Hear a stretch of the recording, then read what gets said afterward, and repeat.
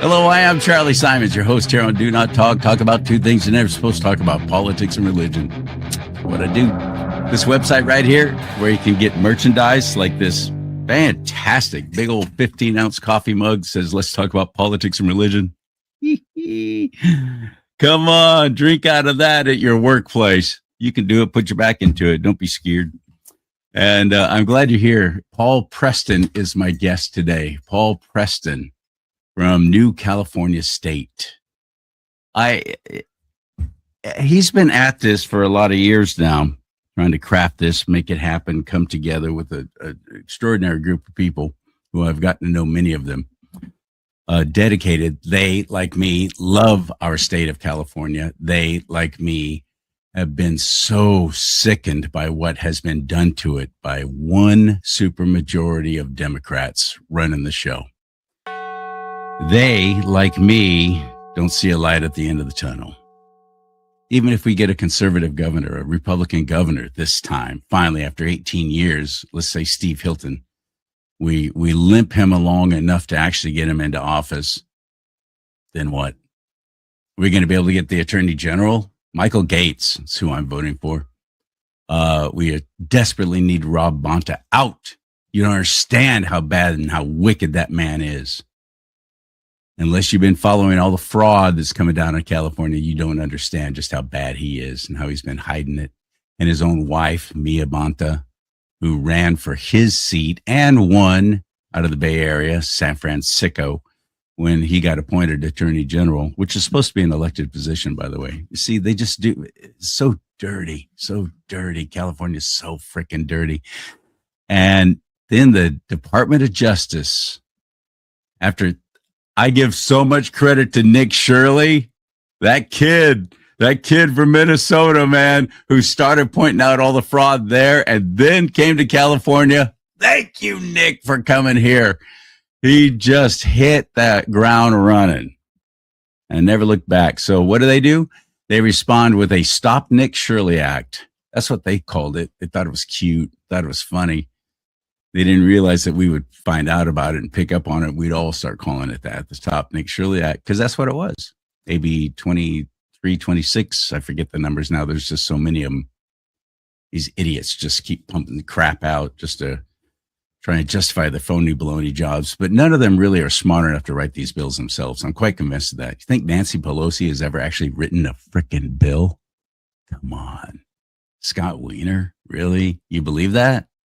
Oh, it's coming from higher up.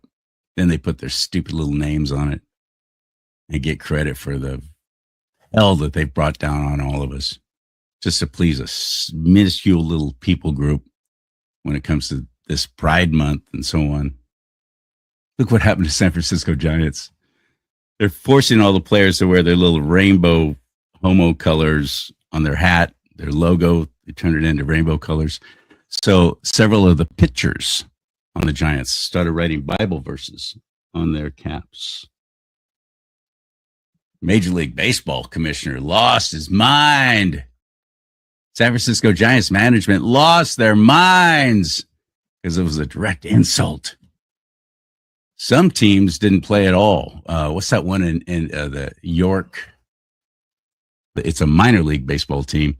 They refused to wear the Pride jerseys, so the game was forfeited. We're finally starting to fight back. But this is an election year. It's really a little too late. Can we get an attorney general in there that's conservative and get rid of Rob Bonta? No, most people don't even. I don't believe it's going to happen. I hope I'm wrong. I truly hope I'm wrong. I've had Michael Gates on the show. He was fantastic. He'd be an extraordinary attorney general, but most people don't even know what an attorney general does. We need a secretary of state, desperately. Don Wagner, a secretary of state. We need a controller. Herb Morgan, another great conservative. Desperately need these people into these positions. Otherwise, Governor Steve Hilton will not be able to accomplish anything. Just a lot of talking, but he's not going to be able to get anything done. We watched it. We watched it with Arnold Schwarzenegger. We watched what they did to him. We yanked their goofball, as I called Q-tip head, Gray Davis, for doubling registration fees at the DMV and fuel taxes. Just doubled. That's all. We impeached him, got rid of him, kicked him out. I voted for Tom McClintock to replace him. I think I was one of only 12. Everybody flocked to Shiny, and it was all about Arnold Schwarzenegger. Okay, great. He said he's conservative. I met him. I had him on the show, on my radio show at the time, a couple of times when I was working for CBS. Extraordinary gentleman. Maybe not so much if you actually work for him or are married to him, but an extraordinary gentleman for the most part. I liked him. He's a likable guy. Couldn't get anything done. So I don't see any light at the end of the tunnel, even if we get a conservative Republican governor. I just don't. Is that blackpilling? That's the new term now. Oh, you're blackpilled. Everything's doom and gloom. No, not for the nation. I see great things about to happen. Happening now. The world. But California, yeah, I'm doom and gloom. There's two great events coming up towards the end of this month, June here, 25th and 28th, and both with new California state folks. I'm amazed at how even I was just at the Republican convention. I'm a delegate down in San Diego. I heard people talking about, hey, there's this new movement trying to split the state. Oh, new, is it? All right. Well, we're going to talk to the guy who started it all. And, oh, by the way, speaking of Governor Hairdo, which in a roundabout way we were, Gavin Newsom, he's on the attack. He's on the attack. Did you see this? This poorly lighted, ridiculous. He's going after Donald Trump. Donald Trump. Last year, Donald Trump directed his Department of Justice to investigate me. And just in the last week, I've learned that his campaign has reached my own home to get me. He's coming after my wife, Jen, a public servant, a woman who's dedicated her life. A public servant. I'm sorry, what? Wait a minute. The one that makes little short films for children, which has got a whole lot of basic soft porn in it and all about the homosexual lifestyle. Is that the public service your wife is providing? Oh, and our tax dollars pay for those films to be shown to these children in the schools? Is that the wife, the public servant you're talking about, Gav? To supporting women and girls, someone who has done nothing wrong other than having the temerity to advocate for what she believes in. If they can't intimidate me, they'll go after the mother of our children. Donald Trump. Listen to him. He's just all about emotion, isn't it? Get the women riled up. That's right. They're dumb enough. They'll fall right in line. They'll be all outraged over this. You watch. It's always worked in the past. I don't think it's going to work this time because he's going to be brought in for questioning. That's about to happen. And I can't stop smiling about it. He is so dirty, and he's been so dirty for so long, and we've been stupid enough to give him that position twice. We're to blame. I know I'm excluding you and me, obviously. I'm talking collectively as Californians, though. We're to blame. We are. And even we conservatives, if we're not voting in the midterms and the primaries, because that's where elections are won and lost. We showed up in this last primary, though, pretty well, better than usual. Let's get the man into the mix who has a solution I think is basically the only true light at the end of the tunnel these days, cutting this state up. New California State, Paul Preston on Do Not Talk. Ready? Hit it. Yeah!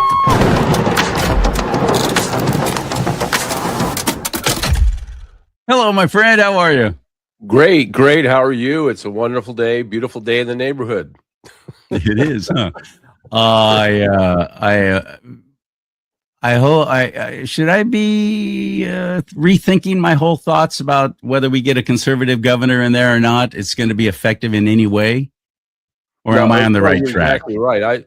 I was very intimately involved in Governor Schwarzenegger's situation when he became governor, and he stepped into basically a hellhole. He was first of all, he was not a competent. I was listening to your intro there, He was not a governor. He had no bureaucratic skills. And of course, it's necessary in this position, at least in California, because you're managing a massive bureaucracy, one of the biggest ones in the world, actually, besides communist China. Maybe some similarities there. But the bureaucratic state runs California, and it runs that governorship down there. And he had no skills, and he ended up, as the story is, and this is why I know so much about it, but he ends up rehiring Gray Davis's chief of staff to help him in the office. And because he couldn't even run the office. I mean, I'd forgotten about that. Yeah. Oh my goodness. Yeah, he couldn't even run the office, and he was not. And I'm not going to, he came from Austria, and I don't know if you've ever seen the pictures of his dad. That kind of gives you his lineage. But he came from Austria. He got the American dream. He married Maria Shriver. He had a couple of extra ounces of sperm left, and he gave them to another woman. And then he had a son, and Maria got to confront the son in a very, very uncomfortable situation. You may recall that was all the time when he was governor, by the way. But it was kind of funny. No, he had no skills, and why would he? He was a movie star, and certainly he had acting skills and other skills in business that he could not transfer into another one. He was a great popular person for a while, and everybody thought of Republicans and like you said, exactly as you said it very, very well. He couldn't run anything, and basically, after a while, the SEIU swallowed him up, and because he went out on the warpath. And that's a union, by the way, for anyone who doesn't know. SEIU, a very powerful, extremely powerful union down in Sacramento, and they are headquartered in West Sacramento, I think. And they just drilled him because he came in. I got a popularity contest, and I'm doing better than you. I'm more. People like me. They don't like you, and he polarized himself also, which wasn't really good. And they just ate him up at the end. And he was called the legislature "girly men." Remember that? Men, that's right. and well, he's right. He was right there. I don't deny that. Was right. He was right. But anyway, so he got himself in a little bit of trouble that way from the very beginning. And we've just been in trouble in California for a long time, and bureaucratically, I think it's since the early 1990s when they went into the term limit mode and they changed everything around. They allowed in the term limits permission for Jerry Brown to come back and get a third and fourth term. That was another. That's insane. And the last thing I thought that we would do as Californians would actually vote for him again. Ever see him again. Yeah.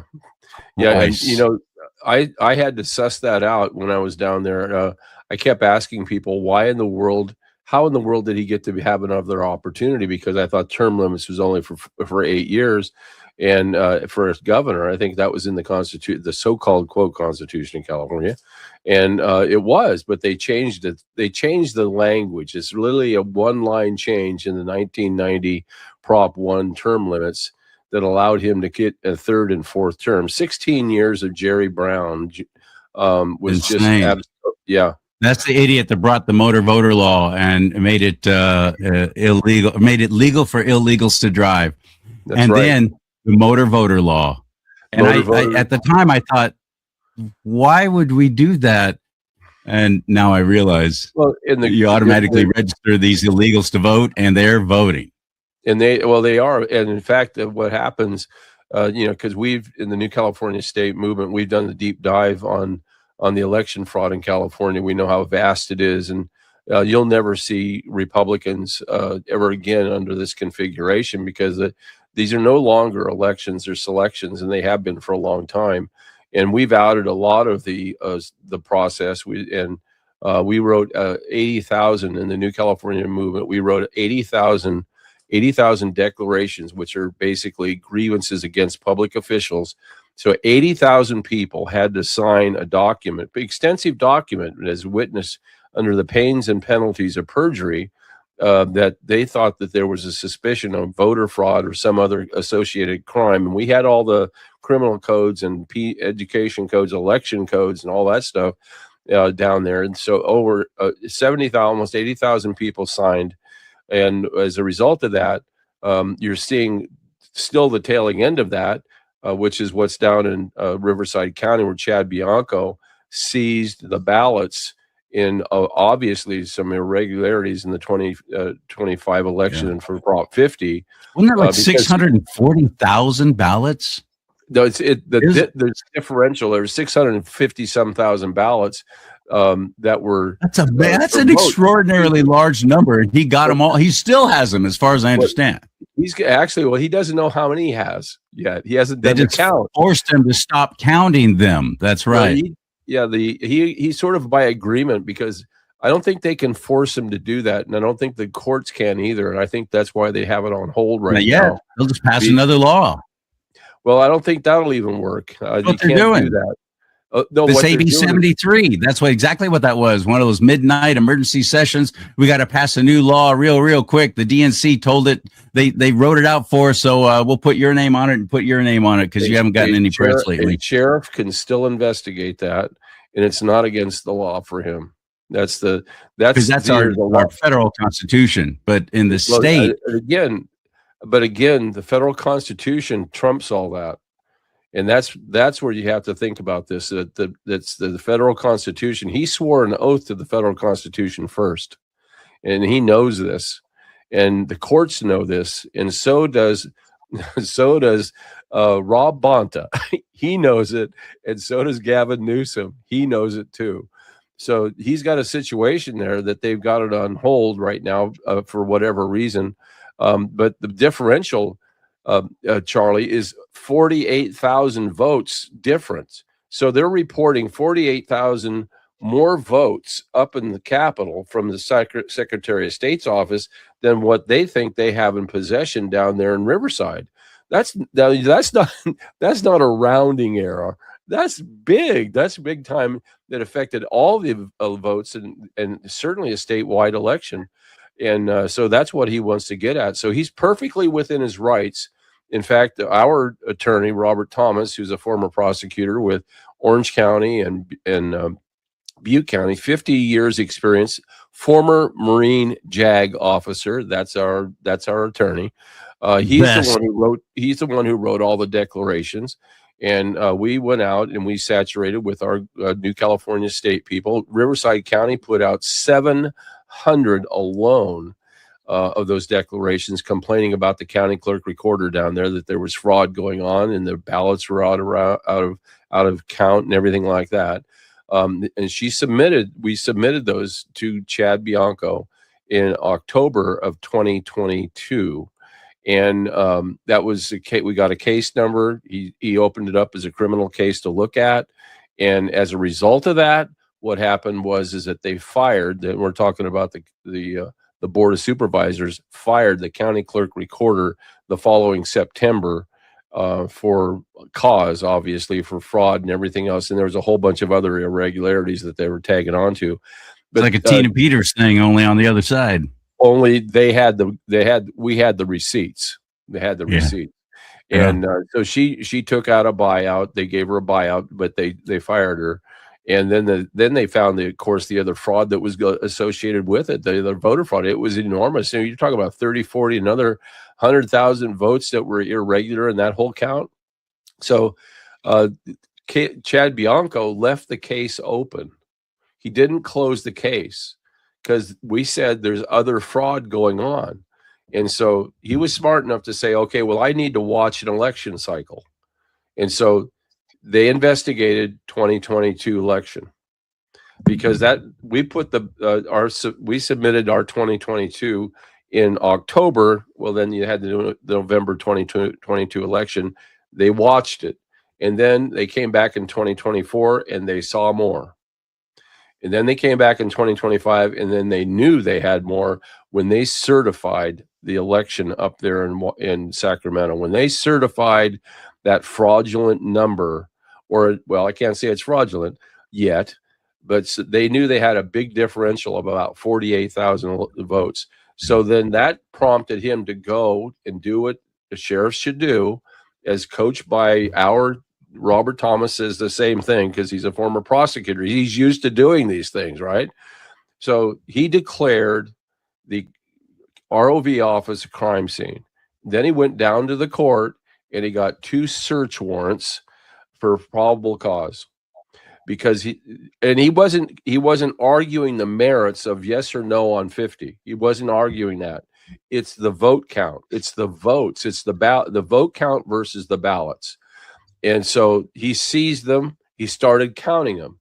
And in the meantime, you had Rob Bonta. This is not talked about a lot. He's trying to interfere with the investigation by telling them to back down. There's nothing to see here. And oh, by the way, we have a March 7th deadline. And if you're going to do the investigation, will you do it after that? Because I have to go down and sign up and register as a candidate, and I don't want that to be interfered with.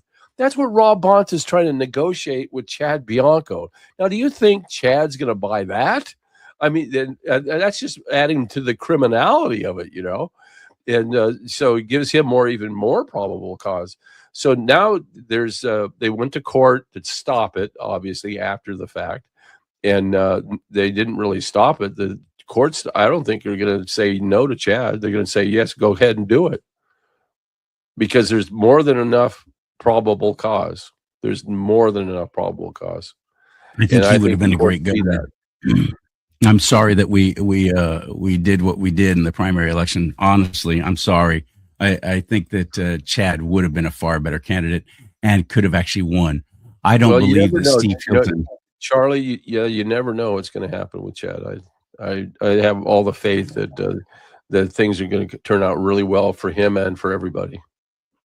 I hope so, because I feel that we blew it. And we once again went the way of shiny. All these people who were on my side, Republicans, I hear how many? I lost count of all the ones that said, yeah, well, he's not even born here. So I'm not going to vote for somebody who's not from the United States. And I went, Arnold Schwarzenegger wasn't born here either. Did you vote for him? Oh, yeah, you did. Oh, yeah, you were all excited about that. The movie star being governor. That's fantastic. How exciting. But no, Steve Hilton, that's a no for you. Why are you drawing the line all of a sudden? So they were going for Chad Bianco just because they didn't like Steve because he's not born here. I think that Steve is an admirable gentleman. I like what he says. But when I was at that convention in San Diego, I saw both of them back to back several times. And Steve would come in and go, I'm going to do this. I'm going to do that. I'm going to do this. I'm going to do that. I'm going to make that happen. I'm going to make that person pay. And then Chad would come in and go, I'm going to do all those same things too, but here's how. Yeah. Changed everything for me. Because he explained, this is how I'm going to do it. You never heard Steve explain how. Yeah, he knows how. Yeah, he knows how. That changed my mind right then and there. And the other reason why I don't think that Steve Hilton is going to be able to win, and everyone listen to me carefully now.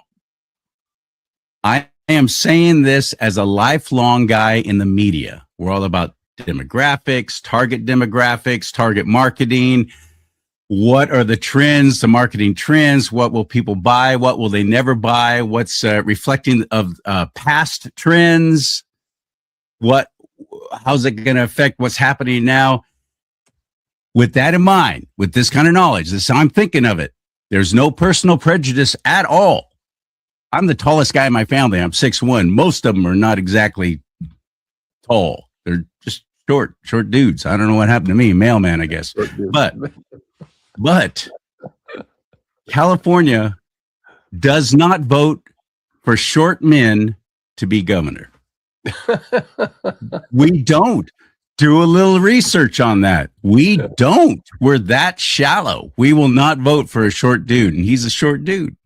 And all those debates they had up before the primary election, notice they kept putting them next to what's his face, Steyer, that billionaire freak, the tallest guy there. They kept putting them next to all the tall people to accentuate it. They're playing off that because they know that. They know that Californians don't vote for short dudes for governor.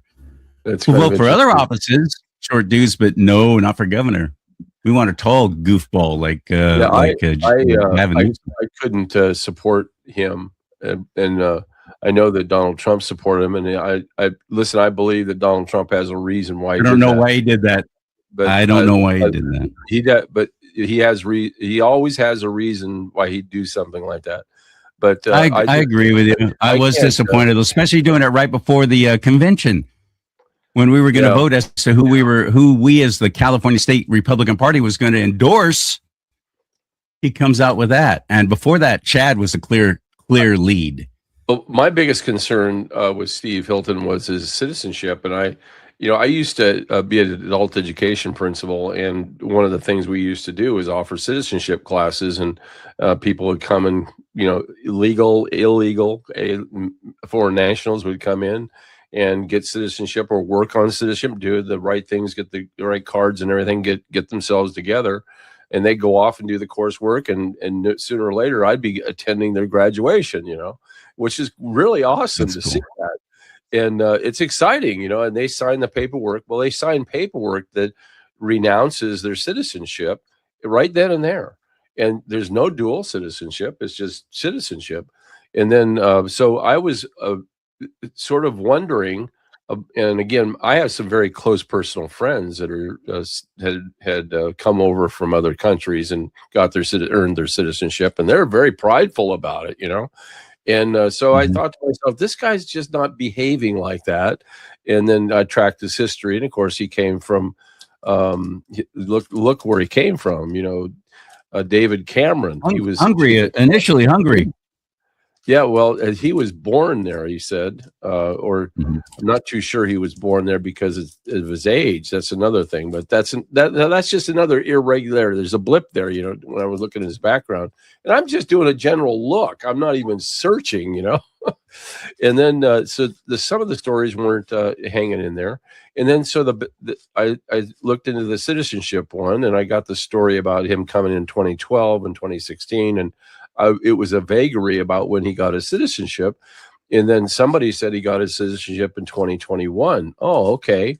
And then I found out he was still a dual citizen. And so I wonder myself, why would he still be a dual citizen? Because I know you renounce it when you get it. You renounce all of your other Didn't he say that in public too? I mean, he was bragging about that. He was all happy about that. Well, what he was bragging about was that he renounced his citizenship with England, and he did. Well, he did, but he was not bragging.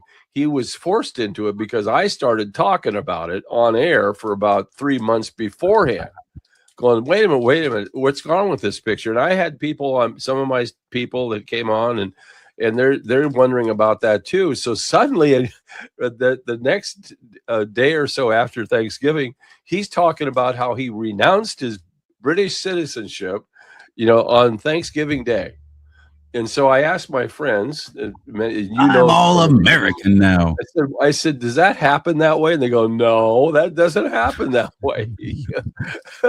And I didn't have so many problems with him as I do his wife, her past associations of social media, Silicon Valley, the wife that you never see or even hear about. Whereas Chad Bianco, his wife was with him at every single campaign bid I ever saw. Right. Denise was always right there. I'm not too sure about all that stuff. I do believe that Donald Trump he's not stupid, and let's just face it, he does things that we don't even think about. And you know that we're really kind of in this nation wrapped up against the British, or at least the city of London right now, in about the whole Islamic thing going on, especially here in California. That's another big problem. But these worldwide shifts, I think, are going to come into play big time. And what's happening with the influence of the city of London, and of course, with our one of the things we're dealing with, of course, is a corporate constitution, which is what's brought by the city of London into Washington, D.C. in 1871. And from there, states started to mimic the corporate constitution. California, which got its constitution approved as a compact constitution agreement with the federal government in 1850, became the 31st state with a compact constitution. Now, the corporate constitution is one that's based not upon the citizens governing and we the people running the government. It's dependent upon lines of authority. And of course, lines of authority doesn't mean anything about the citizens who brung you to the line of authority. It doesn't say anything about that. In fact, it excludes it. So people that are pretty much selected to be in those positions by the elections. And it's been that way for a long, long time. This isn't just new to California. So when you take a look at like a Rob Bonta, in the Constitution of California of 1879, which was the revised Constitution that they adopted, California did, after having several years of some 1850 to 1879 of the regular compact Constitution, the original one, which is what we should be under. That particular Constitution went by the wayside, and they brought in the corporation. Well, the corporation changed everything. And we got what they turned it on its head when it said they called it a representative democracy and not a Republican form of government. And so California has been this representative democracy since 1879, and I would say more like a monarchy since then. And then just recently, of course, they've run themselves into some financial problems, which is classic of all representative democracies, by the way, or corporations. And so these eventually lines of authority, you run out of other people's money. That's right. That's exactly, especially if they're leaving the state. That's exactly right. And so what happened in the situation is with Rob Bonta and with Chad Bianco is a classic. Sheriffs are supposed to be sheriffs to sovereign land, to sovereign counties, and they're elected to be there by the people. The people are the sheriff's bosses.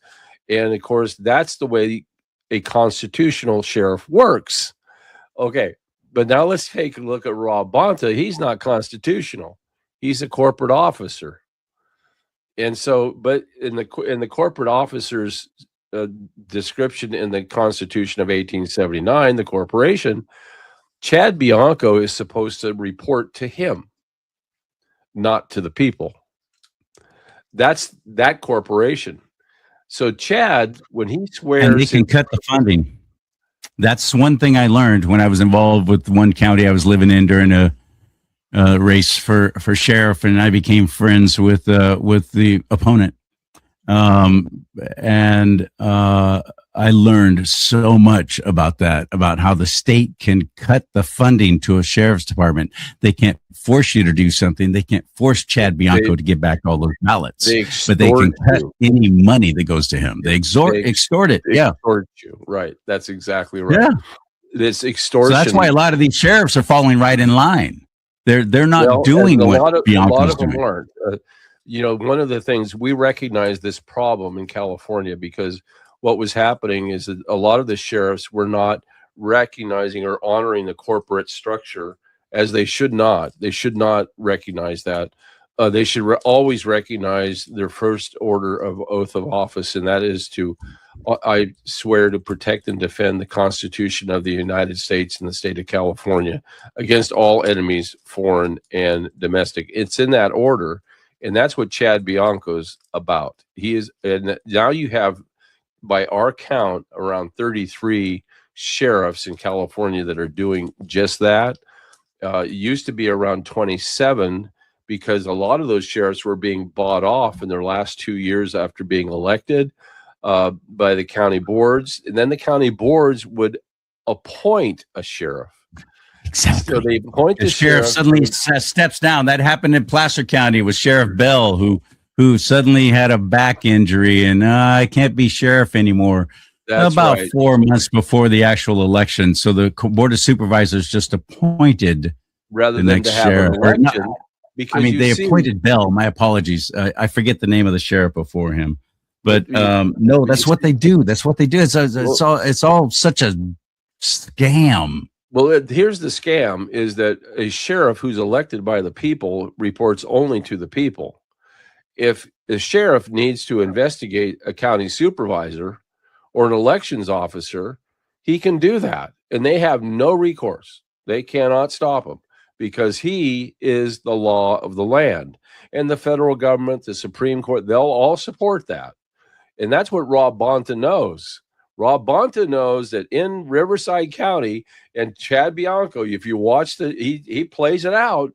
It's classic sheriffing going on in the press conference. He plays the whole thing out. He says, hey, this is a crime that took place. And he mentioned this is a potential crime that took place in Riverside County.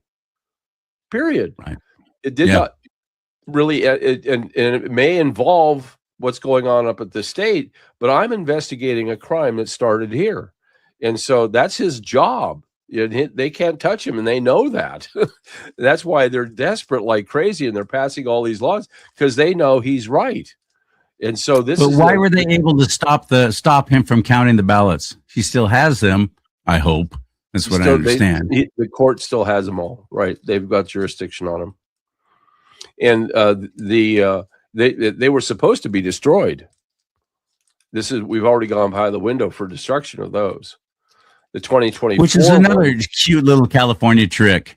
And all the other elections, they have to keep the ballots at least a year, I think, or maybe more. Actually, maybe 15 months. It's only for these one-off elections. It's only 6 months, and then for the in presidential California elections, it's 22 months. And so we're still in the window for the presidential election of 2024, which is another one that's really out there. Trust me.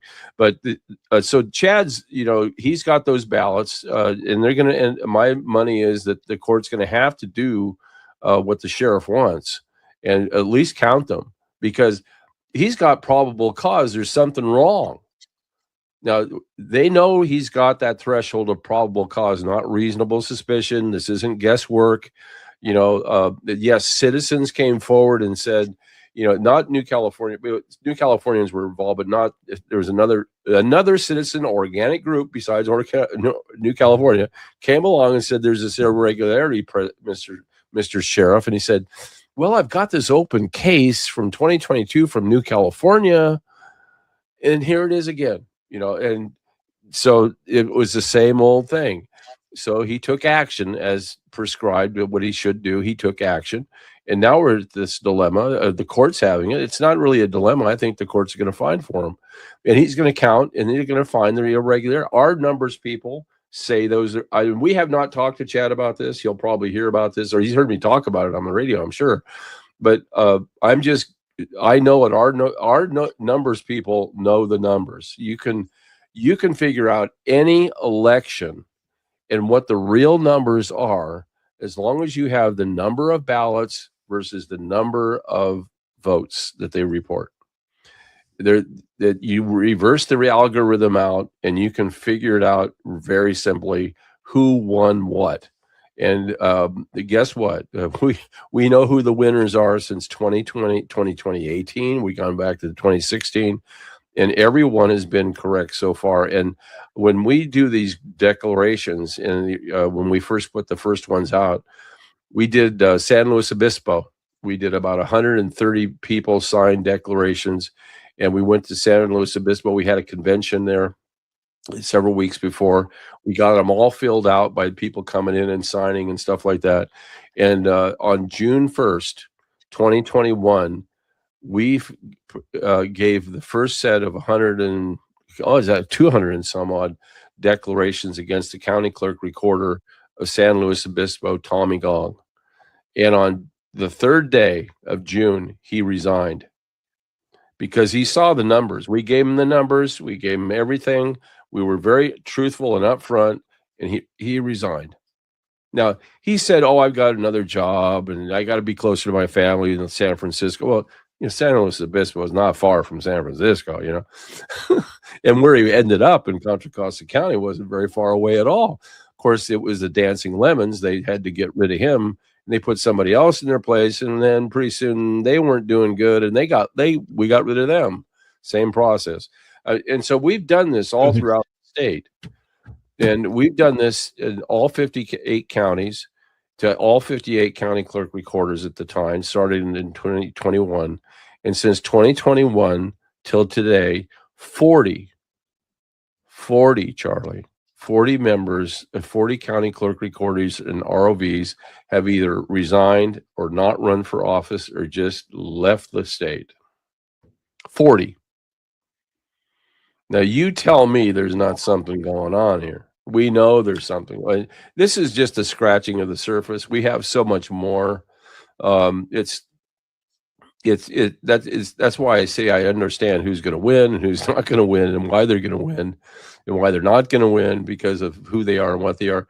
The bigger problem is who's influencing it. It's the cartels. It's the cartels, and it's the communist Chinese, and there's others. You have the Serbians. I mean, it's a worldwide thing, and Donald Trump knows this. That's why uh, great reporters know this, such as Laura Logan. She actually came to our function. We had her to come to a couple different functions, and she came to the one in San Luis Obispo this last about 6 months ago, and she literally flew in from Serbia to Dallas to San Luis Obispo, an 18-hour flight, and so she was looking into stuff. But there's the other thing too. The big take was what happened with Maduro down in Venezuela, and they got all the information they needed about the machines. You got to remember something that you talk that about. That little bird is singing. That little bird is singing. $50 million, brother. That does that. Uh-huh. But the situation with Maduro and that whole thing in Venezuela has played out very well for Trump, and they do have the numbers. They know exactly what happened with the 2020 election in particular, and they're not going to stop on that. There's no question about that. California is a big one. California, the fraud here is enormous, and they know who the people are that are behind it. Like I said, they know who gets selected to be in office and who doesn't, and that's why this is all playing out right now. It's rolling out, and part of that is the open investigations that are already happening. The FBI is here; they're on the ground, and it's also the Department of Justice. You have Bill Saley, who's a U.S. attorney down there in the Central District. He's starting to really pump it up and really start. He's my new hero. He's my new hero. Bill Saley's been amazing.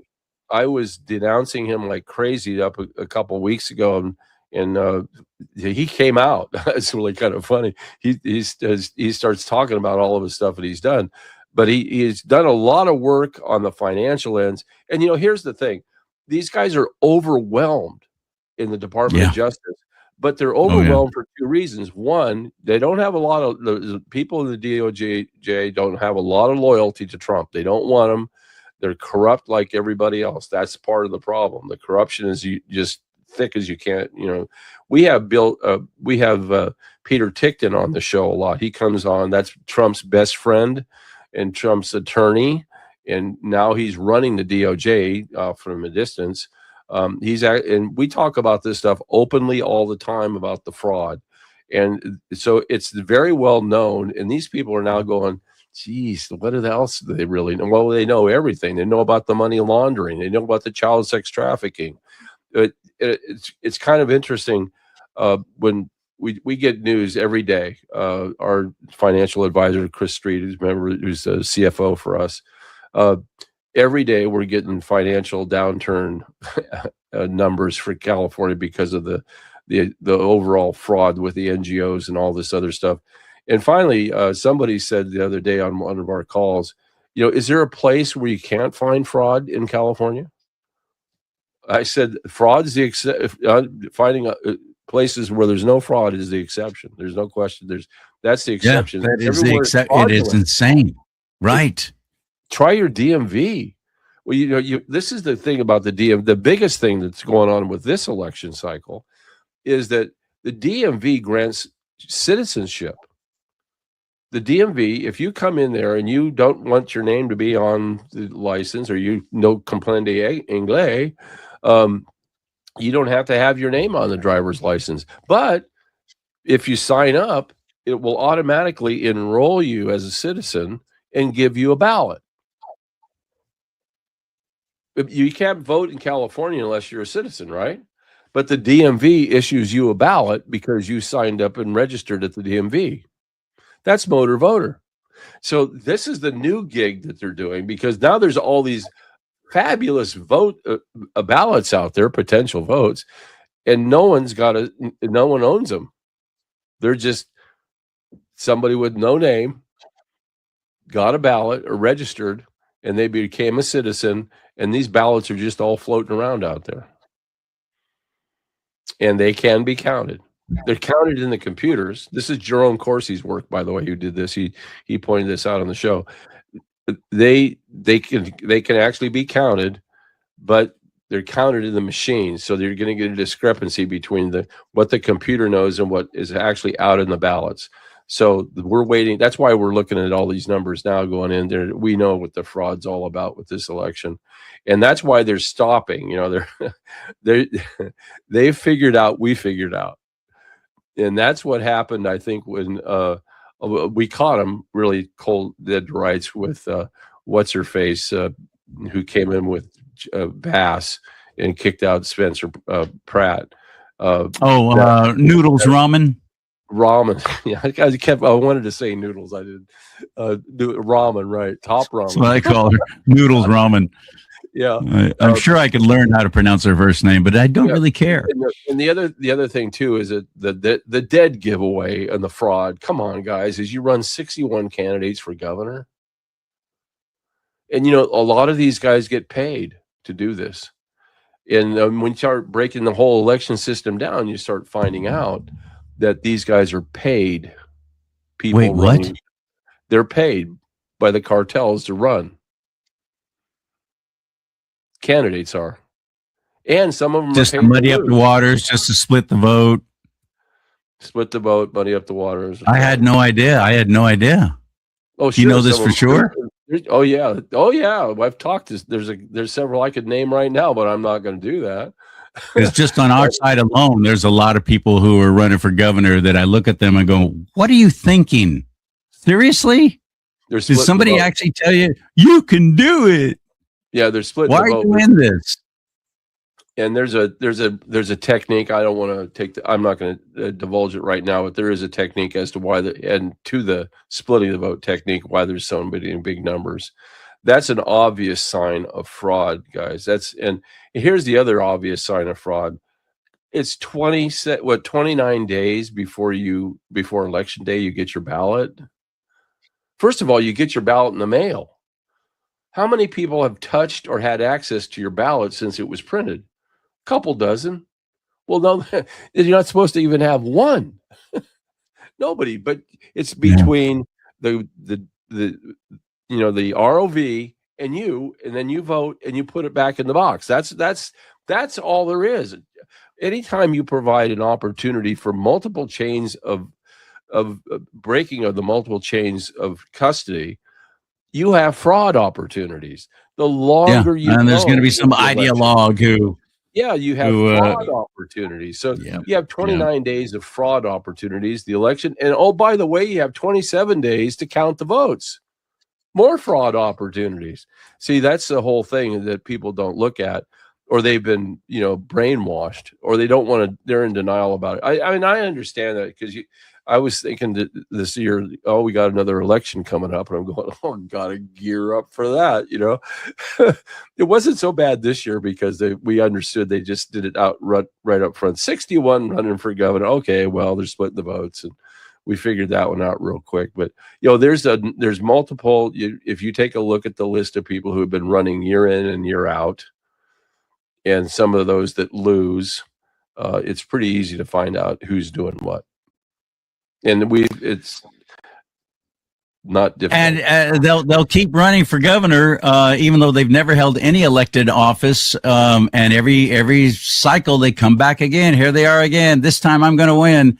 And they don't even make it past the primary. But yet every single time they never stop to say, maybe I should run for something not quite so big as governor, and start there, but they don't want to. So this whole thing, people are being paid, kind of makes sense to me to actually run for governor. Why are they doing this every 4 years when there's so many other things that we need and places we need people like this to be running for all those offices?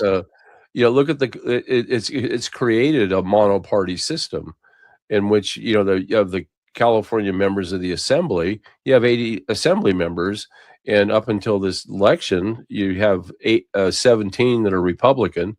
In the Senate, you have 40 senators and 9 are Republican. And in the House of Representatives, there's 52 seats, and you have 9 out of 52 now. With I guess it's 8 out of 52 with Gallagher. I mean, come on. There's about a third of these positions that you're talking about, elected office, that these Democrats are going uncontested. Right. Where it's Democrat versus Democrat in the top 2. Yeah. See, that's how is that possible? Why are we as the Republican Party of California allowing that to happen? Why aren't we grooming and bringing it? Where the Central Committee's bringing it? Because the Republican bad leadership. They're the ones who have to make it happen. Exactly. Corinne Rankin, what a train wreck. Well, worse than Jessica Patterson. Don't get me going on Jessica Patterson. But then again, you got to remember. I don't think you can say anything I haven't already said. I know. I've said it too. Horrible. Horrible.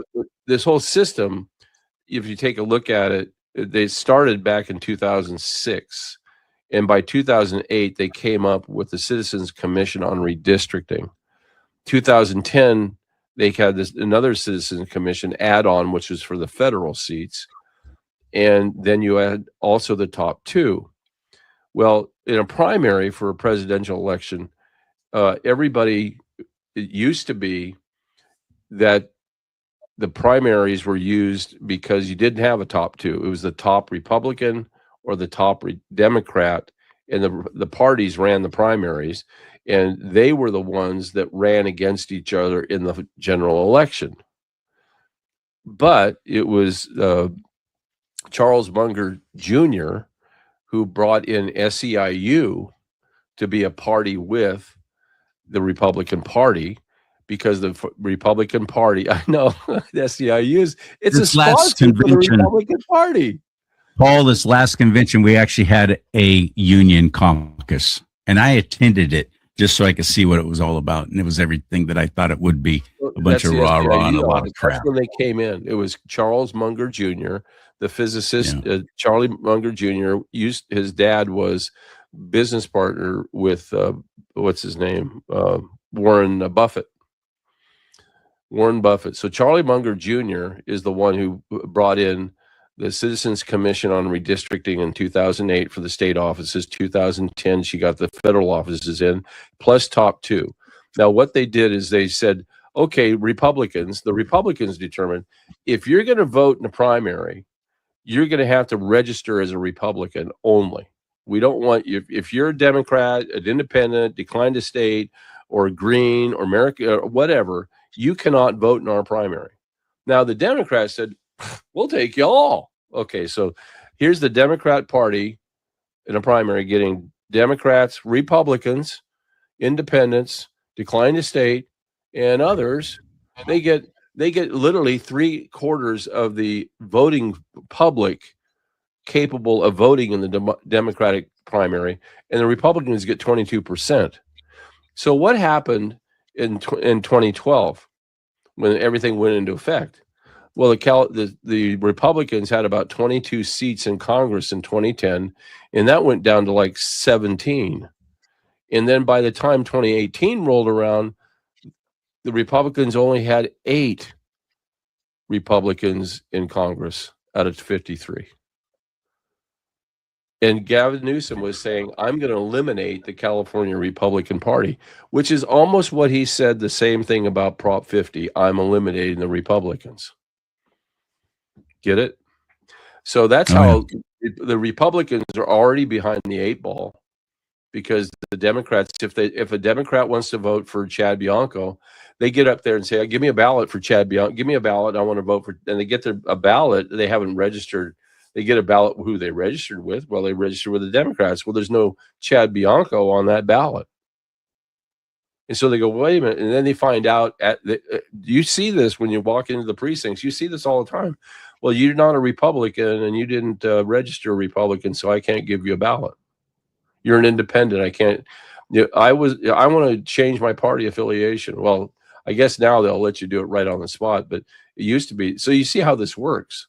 It automatically culls out the Republicans. That's why you're getting Democrat versus Democrat in the general elections all the time. What do you think about the jungle primary, which was originally, unfortunately, an Arnold Schwarzenegger thing? Well, the jungle primary, you got to remember that Kevin Shelley, that's the person who was sitting in the Secretary of State, put those Diebold machines and said, I'm decertifying them because there's corruption. They're taking messages from Venezuela, and that's how Arnold Schwarzenegger got elected.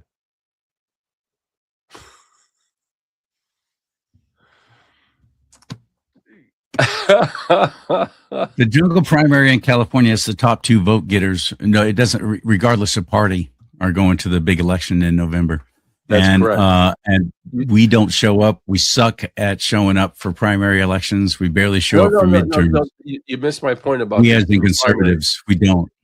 Well, no, but okay, we get 2 Democrats going for the same office again and again and again and again and again. No, listen, but I got to help you out with this so you got to understand it. They're automatically called out because of the fact that they can't. There's only 22% Republicans that are registered voters. So they don't go out and register more voters. And plus, where do all the other Republicans go? Because normally California is a deep red state. And so when you consider the population of Republicans, to me, I'm a declined estater. I'm not a Republican. I mean, I am now because of Trump, but for years I quit the Republican Party in 1990. I said, I'm done with this group.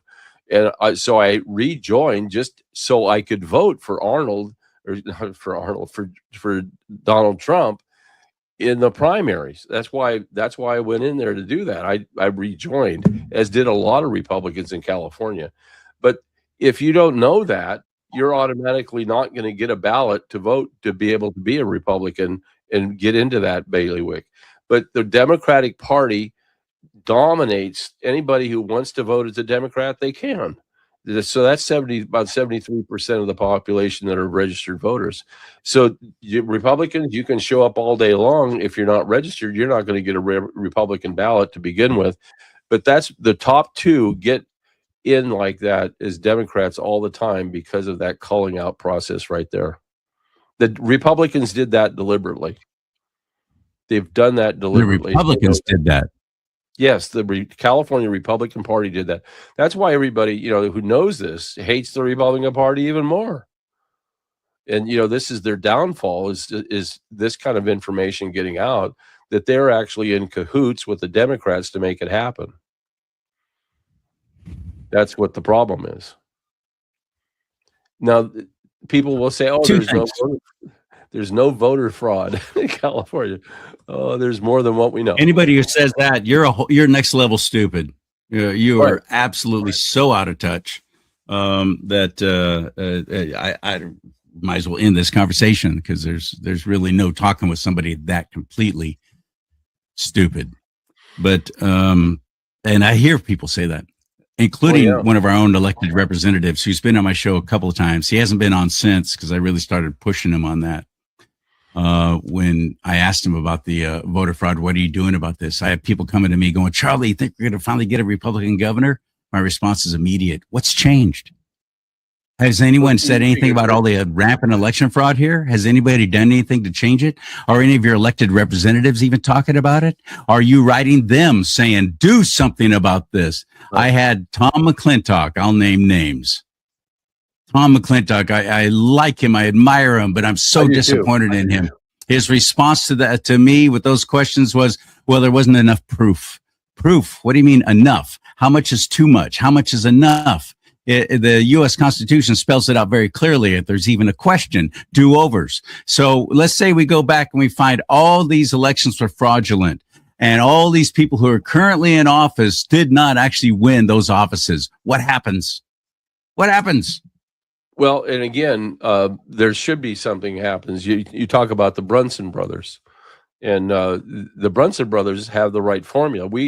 We are party to the Brunson brothers. We helped them with their amicus brief. Robert Thomas and New California State did, because we felt that they have a basis for what should happen, and the basis is if these are deemed to be ineligible candidates in California, then they will be immediately removed from Congress, immediately.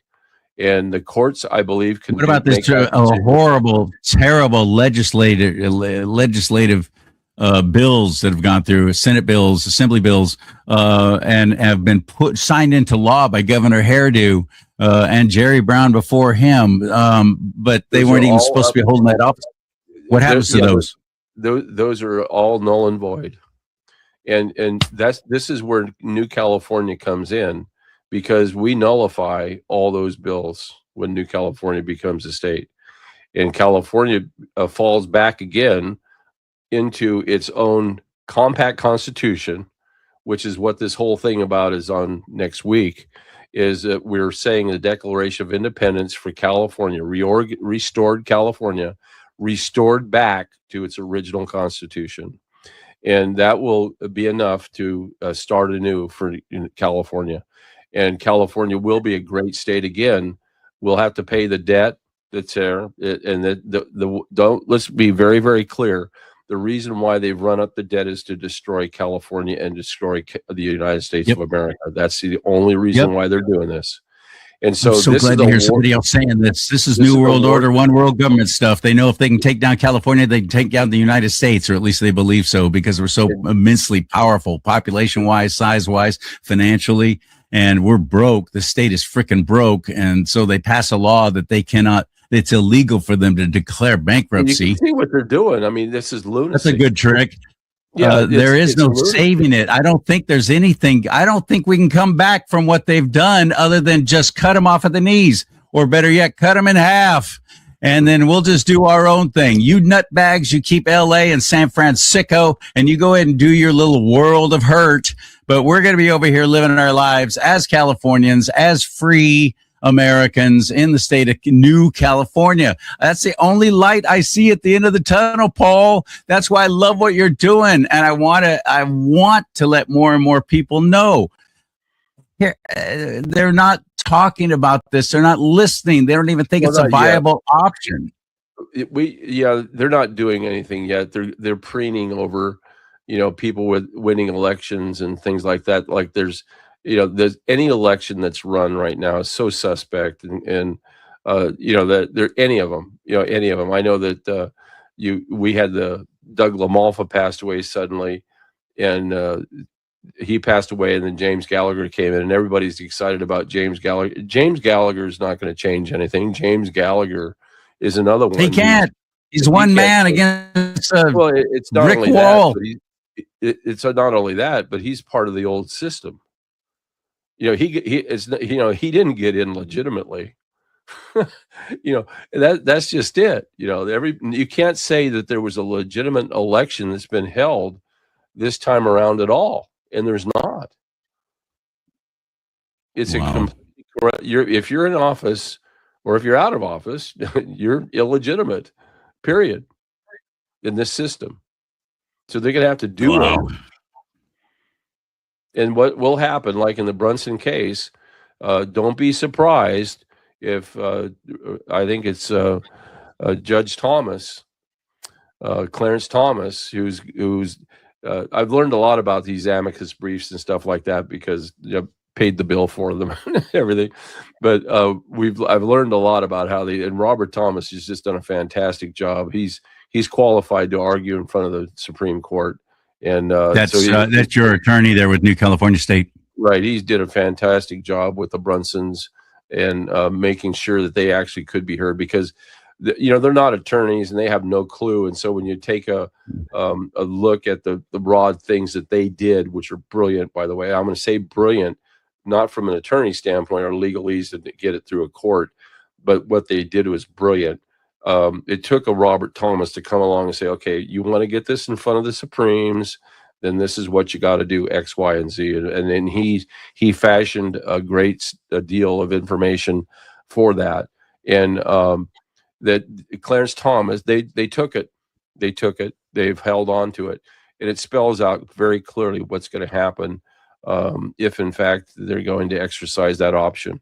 And I think that they will exercise the option, and that option is very, very clear in law that if there's a rendering that the elections are fraudulent And again, that's why Trump is going back to 2020. It's not necessary. He knows he won the election. We told him a day and a half from our numbers guy that he won California with 15,800,000 votes versus Joe Biden's 4,600,000 votes. That's a big jump, obviously. And people say, oh, that's how big it was. He was winning every state in the union. Big, not even a little bit. No, but it was a landslide. They had the algorithms and so on. So everybody who won under that, anything they did can be deemed to be illegal and unactionable. So laws will be changed. A lot of things will happen. Will it be chaos? I don't think so. I think everybody's got it. We're going to be fine. There's going to be some changes in California, obviously, and they're going to be big ones, but it's manageable and we can get this done. There's no question. Everybody's going to be really happy about that. And so, we're prepared now to go to Washington. We've sent letters off to the president requesting a meeting now. That's the next thing we've done. And now we reorganized California, and then we restored it, and we adopted the Constitution of 1850 for California. And that's the celebration that we're having on Thursday, the 25th, it's the reading of the Declaration of Independence for reorganized California. And that reading is going to be very, very important for the people to see it. There it is. This is California's Independence Day. It's going to be at 12 noon, high noon on the Capitol steps. And it couldn't happen to a better place. And, you're invited. Bring all your friends. Bring all anybody who wants to be down there. It's all free. But it's going to be something that's going to be epic because, this really marks a huge day in American history when we finally, for the very first time, pushed back against British rule. Remember, it's 250 years ago that we declared independence in this country.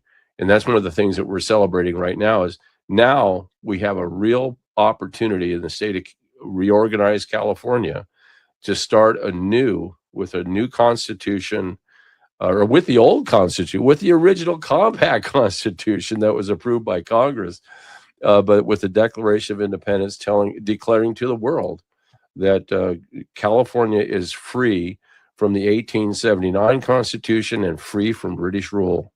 And it's also the Vatican. It's the British. It's the City of London, Vatican, and of course the Communist Chinese are here ruling California.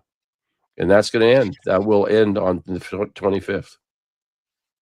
That is exciting. I just love this. And we need to show up. We need to be there for this. We need to have some impressive numbers for this. And I know it's tough. It's during the week and it's at 12 noon. But if you're anywhere near downtown Sacramento, go to the Capitol building and be there for this. It's going to be on the north steps there, I'd imagine, or yep. Oh, yeah. Facing the Tower Bridge. Beautiful. Okay. Starts at 12. Historic event at the state Capitol. Restored California declares independence from 1879 California. That's our Independence Day, Thursday, right. June 25th at 12 noon.